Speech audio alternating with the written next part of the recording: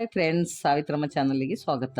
ಇವತ್ತು ಬೇಗ ದೇಹದ ತೂಕವನ್ನು ಇಳಿಸಲು ಸೀಕ್ರೆಟನ್ನು ಈ ವಿಡಿಯೋದಲ್ಲಿ ತಿಳಿಸ್ತೀನಿ ನೋಡಿ. ಇತ್ತೀಚಿನ ದಿನಗಳಲ್ಲಿ ಹೆಚ್ಚಾದ ಒಬೆಸಿಟಿ, ಹೊಟ್ಟೆ ದಪ್ಪವಾಗಿರುವುದು, ಅಧಿಕ ತೂಕ ಕಂಡು ಬರ್ತಾ ಇದೆ. ಇದಕ್ಕೆಲ್ಲ ಕಾರಣ ಈಗಿನ ಫಾಸ್ಟ್ ಫುಡ್, ಎಣ್ಣೆಯಲ್ಲಿ ಕರೆದಿರುವ ಸ್ನ್ಯಾಕ್ಸ್, ಅತಿಯಾದ ಮಾಂಸ ಸೇವನೆ, ಸೋಡಾ ಡ್ರಿಂಕ್ಸ್, ಆಲ್ಕೋಹಾಲ್ಸ್ ಡ್ರಿಂಕ್ಸ್ ಇವುಗಳಿಂದ ತೂಕ ಜಾಸ್ತಿ ಆಗ್ತಾ ಇದೆ. ಸಮಯಕ್ಕೆ ಸರಿಯಾಗಿ ಊಟ ಮಾಡದೇ ಇರುವುದು ಸಹ ಕಾರಣವಾಗಿದೆ. ಇತ್ತೀಚಿನ ದಿನಗಳಲ್ಲಿ ಹೆಚ್ಚು ಒತ್ತಡದಿಂದಾಗಿ ದೇಹಕ್ಕೆ ವ್ಯಾಯಾಮ ಇಲ್ಲದೆ ಇರುವುದು, ನಿದ್ರೆ ಇಲ್ಲದೆ ಇರುವುದು, ಕೂತಲ್ಲೇ ಕೂತಿರುವುದು, ಸದಾ ಮಲಗುವುದು ಇಂತಹವುಗಳಿಂದಲೂ ತೂಕ ಅಧಿಕವಾಗುತ್ತದೆ. ಇವುಗಳ ಪರಿಣಾಮದಿಂದಾಗಿ ಹಾರ್ಮೋನ್ ವ್ಯತ್ಯಾಸ ಮತ್ತು ಜೀರ್ಣಾಂಗದ ವ್ಯವಸ್ಥೆ ಇವುಗಳಲ್ಲಿ ಅಸಮತೋಲನ ಉಂಟಾಗುತ್ತದೆ.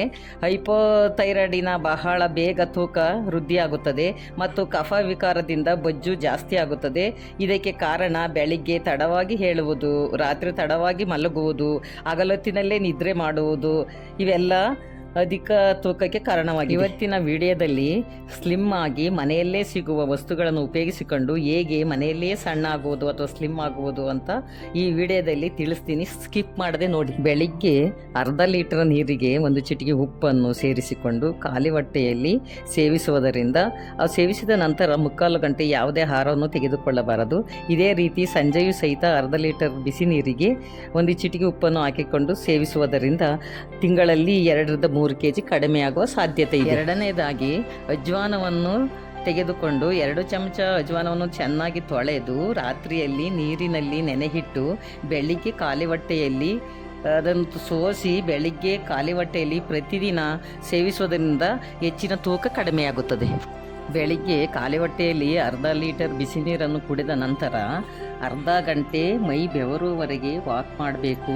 ವಾಕ್ ಮಾಡಿ ಬಂದ ನಂತರ ಮನೆಯಲ್ಲೇ ಸಿಗುವಂಥ ಹಸಿ ತರಕಾರಿಗಳನ್ನು, ಕ್ಯಾರೆಟ್, ಬೀಟ್ರೂಟ್, ಸೌತೆಕಾಯಿ ಇವುಗಳಿಗೆ ಸ್ವಲ್ಪ 1 ಚಿಟಿಕೆ ಉಪ್ಪು, ಜೇನು, ಕಾಳುಮೆಣಸು ಪುಡಿ ಸೇರಿಸಿ ಸೇವಿಸುವುದರಿಂದ ಬೇಗ ತೂಕ ಕಡಿಮೆಯಾಗುತ್ತದೆ. 12 ಗಂಟೆಯ ಸಮಯಕ್ಕೆ 1 ಎಳನೀರನ್ನು ಕುಡಿಯಬೇಕು ಅಥವಾ ನಿಂಬೆಹಣ್ಣಿನ ಜ್ಯೂಸನ್ನು ಮಾಡಿ ಕುಡಿಯೋಣ. ಊಟಕ್ಕೆ 1-2 ಗಂಟೆಯ ಒಳಗೆ ರಾಗಿ ರೊಟ್ಟಿ, ರಾಗಿ ಮುದ್ದೆ ಅಥವಾ ಚಪಾತಿ ಇವುಗಳನ್ನು ಸೇವಿಸಬಹುದು. ಇದರ ಜೊತೆಗೆ ಸೈಡ್ಸ್ ಆಗಿ ಹೆಚ್ಚು ತರಕಾರಿಗಳು, ಸೊಪ್ಪಿನ ಪಲ್ಯಗಳನ್ನು ಸೇವಿಸಬೇಕು. ಇದರಿಂದ ತೂಕ ಕಡಿಮೆಯಾಗುತ್ತದೆ. ನಂತರ ಸಂಜೆ 3-4 ಗಂಟೆಯ ಒಳಗೆ ಎಳನೀರನ್ನು ಕುಡಿಯಬೇಕು ಅಥವಾ ನಿಂಬೆಹಣ್ಣಿನ ಜ್ಯೂಸನ್ನು ಮಾಡಿ ಕುಡಿಯಬೇಕು.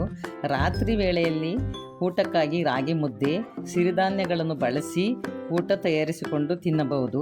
ರಾತ್ರಿ ಹೊಟ್ಟೆ ತುಂಬ ಪೂರ್ತಿ ಊಟ ಮಾಡಬಾರದು, ಅರ್ಧ ಹೊಟ್ಟೆ ಊಟ ಮಾಡಬೇಕಾಗುತ್ತದೆ. ನಂತರ ಊಟದ ನಂತರ ವಾಕ್ ಮಾಡಿ ನಂತರ ಮಲಗುವ ಮುಂಚೆ ಬಿಸಿ ನೀರನ್ನು ಕುಡಿದು ಮಲಗಬೇಕಾಗ್ತದೆ. ಈ ತರಹ ದಿನವೂ ಮಾಡುವುದರಿಂದ ಸ್ವಲ್ಪ ದಿನಗಳಲ್ಲಿಯೇ ತೂಕ ಕಡಿಮೆಯಾಗುತ್ತದೆ. ಇಂತಹ ದಿನಚರಿಯನ್ನು ಮಾಡುವಾಗ ಮಧ್ಯಾಹ್ನದ ಸಮಯದಲ್ಲಿ ಯಾವಾಗಲೂ ಮಲಗಬಾರದು. ಈ ಚಟುವಟಿಕೆಯು ನಿರಂತರವಾಗಿ ಇರಬೇಕು. ಈ ರೀತಿ ಪ್ರತಿದಿನ ಮಾಡುವುದರಿಂದ ತೂಕ ಖಂಡಿತವಾಗಿಯೂ ಕಡಿಮೆಯಾಗುತ್ತದೆ, ಯೌವನ ವೃದ್ಧಿಯಾಗುತ್ತದೆ, ಆರೋಗ್ಯಕರ ಜೀವನವಾಗುತ್ತದೆ, ದೇಹವನ್ನು ಸುಂದರವಾಗಿ ಕಾಣುತ್ತದೆ. ಖುಷಿಯಾಗಿ ಎಲ್ಲ ತರಹದ ಬಟ್ಟೆಗಳನ್ನು ಧರಿಸಿಕೊಂಡು ಸಂತೋಷವಾಗಿ ಇರಬಹುದು. ಇದೇ ರೀತಿ ಉಪಯುಕ್ತವಾದ ವಿಡಿಯೋಗಳಿಗೋಸ್ಕರ ಸಾವಿತ್ರಮ್ಮ ಚಾನಲನ್ನು ಸಬ್ಸ್ಕ್ರೈಬ್ ಮಾಡಿ, ಲೈಕ್ ಮಾಡಿ, ಶೇರ್ ಮಾಡಿ, ಕಮೆಂಟ್ ಮಾಡಿ. Thank you.